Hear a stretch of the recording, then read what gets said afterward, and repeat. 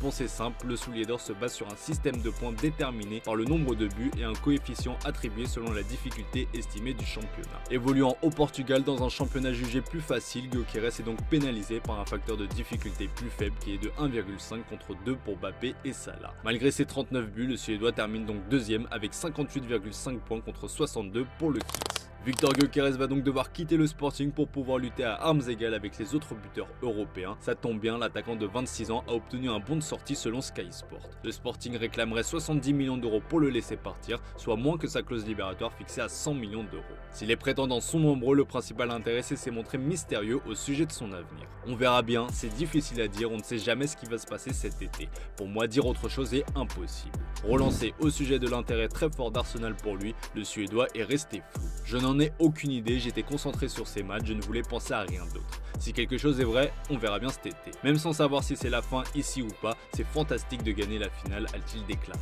Un dossier qui sera assurément à suivre de près cet été. En Angleterre, Manchester United se prépare à vivre une petite révolution. Sans Coupe d'Europe la saison prochaine, les Red Devils vont devoir trouver comment attirer du beau monde. Ça passera évidemment par des gros chèques. Si le propriétaire Sir Jim Ratcliffe est prêt à investir, il compte gonfler l'enveloppe mercato en vendant des gros actifs. Bruno Fernandes est candidat à un départ, lui qui est annoncé en Arabie Saoudite.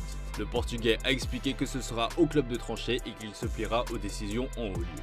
Mais selon The Sun, la majorité du vestiaire de Manchester aurait supplié Bruno Fernandes de rester au club, malgré des offres stratosphériques en provenance du Moyen-Orient. En attendant, le milieu de 30 ans a été sélectionné par Ruben Amorim pour les 2 matchs amicaux qui auront lieu à Hong Kong cet été. En conflit avec son entraîneur, Alejandro Garnacho a aussi été retenu. Un indice sur son avenir, et bien seul l'avenir nous le dira. On fait le point dans le dossier Florian Wirtz, annoncé comme le grand favori à sa signature, le Bayern Munich s'est fait doubler par Liverpool. Comme nous vous l'indiquions, le milieu offensif du Bayer Leverkusen a décidé de rejoindre les Reds. D'après les infos de Bild, c'est Hans-Joachim Wirtz, le père et conseiller de Florian, qui a informé Eberl par téléphone de la décision.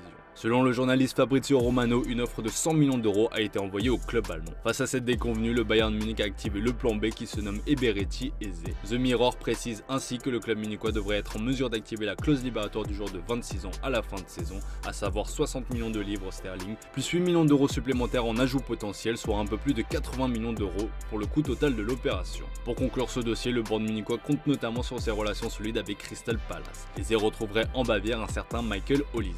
Sacré champion d'Italie avec Naples, Antonio Conte est déjà sur le départ. Le coach est courtisé par son ancien club de la Juventus qui va tout faire pour le shipper. La Juventus est prête à ignorer la clause de prolongation automatique d'Igor Tudor, quitte à lui verser un dédommagement. La vieille dame est convaincue de pouvoir retrouver les sommets avec Conte qui avait lancé la série de 9 championnats d'affilée remportés par la Juve. L'offre pour le coach de 55 ans est la suivante, un contrat de 3 ans et une mainmise totale sur le sportif.